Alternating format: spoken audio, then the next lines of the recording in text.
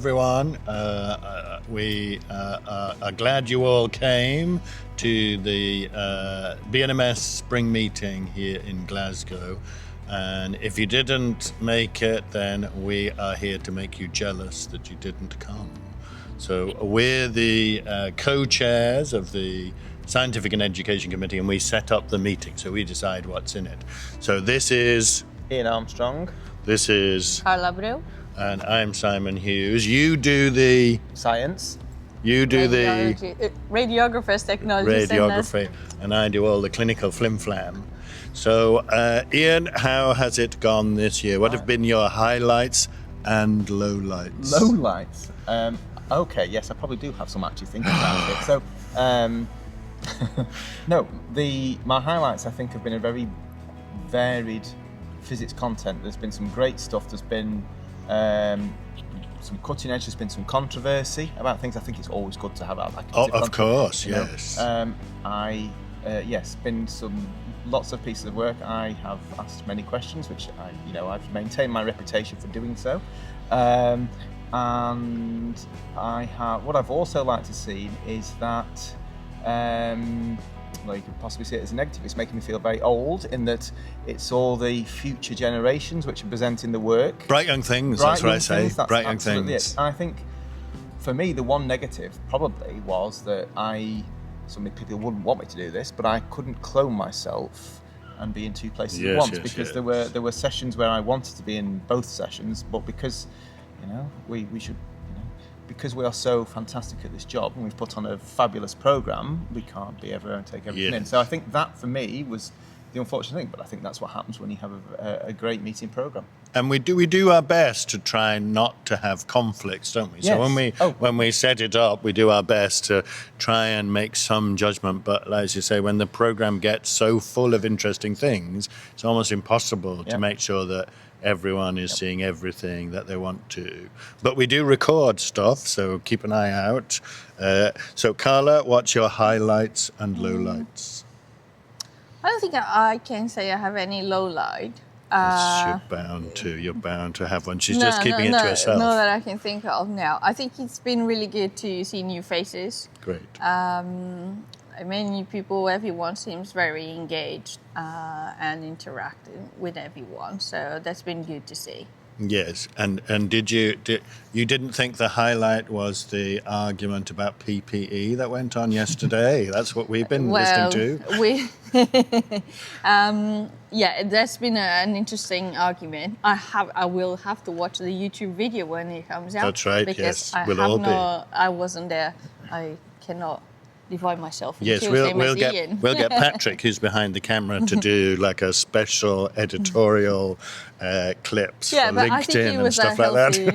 It was a healthy discussion, which it's been good to see, and that's the feedback that I've been hearing. Great. Well, for me, I think the conference has been great, and one of the things that we've done this year is tried to bring in lots of different voices, and we've done that by asking people to take responsibility for sessions. So it's not just, I'm not the person setting up all the sessions. Otherwise, all you'd end up with is neuro and net, and then neuro and net, and then another neuro and net. That would be about it.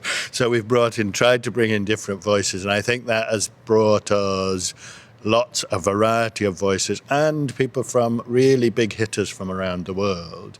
So I think the sort of the weight, certainly on the clinical side, the heft of some of the speakers that we had is some of the best in the world.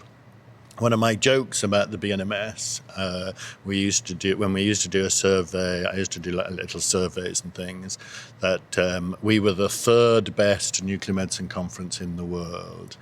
So we're not quite as good as ENM, we're not quite as good as SNMMI, but I think to be the third in the world for a national conference is not too bad. And I think we maintained that this year. Would you agree? Yeah, well, one of the things I think I was going to raise, is that I've spent a lot of time walking around the exhibition, speaking to the exhibitors, and they say, these people will travel all over the world, all over Europe, and they again, we're echoing what you've just said. This is a fantastic meeting. This is probably one of the best meetings, national meetings, that they're attending. Yes. So yeah, I think that's been good, and I think actually, the quality of the meeting is reflected by the fact that the attendance is up more than certainly in the last few years. Yes. And I think there's a real buzz around the exhibition. It feels very hustle and bustle and chit chat and things like that. So yeah. To try and pick one session, if you were forced to pick one session that sticks in your mind, if nothing else, because others come and go, and so just pick one. Well, I think it's probably yet to come, because I think so. Let's see. But I'm chairing the optimization session later this morning, which for me is basically what I've built my career on, I suppose you could say. Is this some boring heart stuff, Ian? No, it's not boring heart stuff at all. It's making the most. It's what we legally are required to do. Making pretty pictures to make your life easier, Simon. Yeah, it's definitely be boring heart stuff. I'm sure it'll be fascinating. Oh, it will be. It will be, Be absolutely. good. Yes. So that's what if you had to choose one, if you were forced to choose one? That's easier, because it was the one that I organized with Yes, Hannah. Was the patient okay. engagement and inclusivity. Yes. It was a I heard lots of people talking about that. Yeah, it was. So we covered topics like cultural competence and inclusivity in workplaces, language, and also how to care for a patient with neurological disorders. So that sparked good discussion as well. I'm going to choose the neuro-oncology session, partly because it's again a session I organise. We're all choosing our own, and but I think out of it came that we failed to deliver proper delivery of an engagement in answering the clinical questions of neuro-oncology, and there was lots of great people here, both in the audience and we were talking lots later on, and we're going to try and put together probably the first national guidance on what we can do today and what our aspirations are to drive neuro-oncology imaging actually into practice. I can't sit through another neuro-oncology conference session where people say, in 5 to 10 years' time, we have to start doing things. So hopefully you'll see those guidelines. Will probably take us a year or two to do that, but we'll try and do that as we go along. So here we are in Glasgow. We're on the final day, but next year we're in Manchester, in your hometown, Ian, and it's the big 6-0 for the BNMS. Tell us all about that. I can't wait. Yes, so bigger, better than ever before. Really fantastic that it's in Manchester. So I really can't wait to be in the hometown, as you say. We are, as a committee, we are thinking about a bit of novel content, novel sessions, really things to take the conference to the next level, and maybe who knows, we may be the second best. Yes, we have to utterly defeat A&M, our agreed enemy.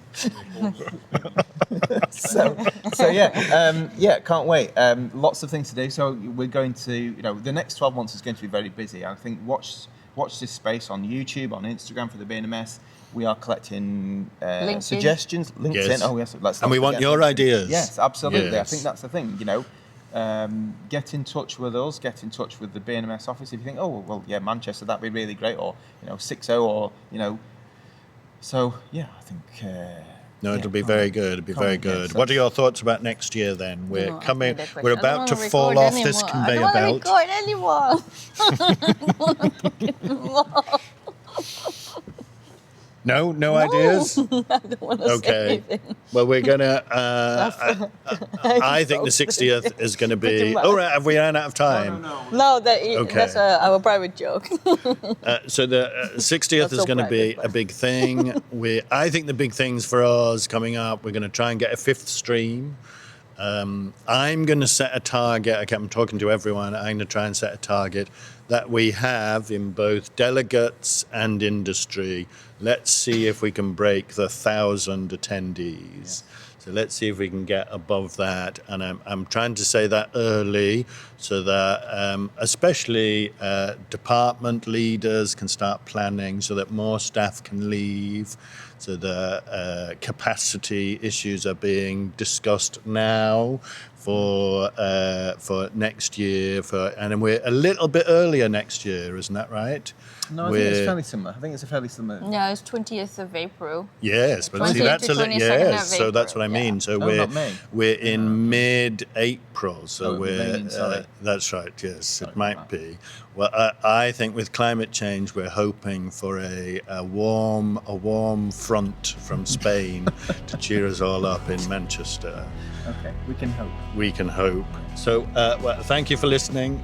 We are all enjoying. We're right in the middle, still in the middle of it. We're all enjoying Glasgow 2025. We're looking forward to seeing you all and new people in Manchester 2026 for our 60th. And just do everything you can to come along and help us get through that 1,000 attendees. Again, we'll all give you a wave as we go. Bye. Bye. Come on, Ian. Fake the enthusiasm. Bye.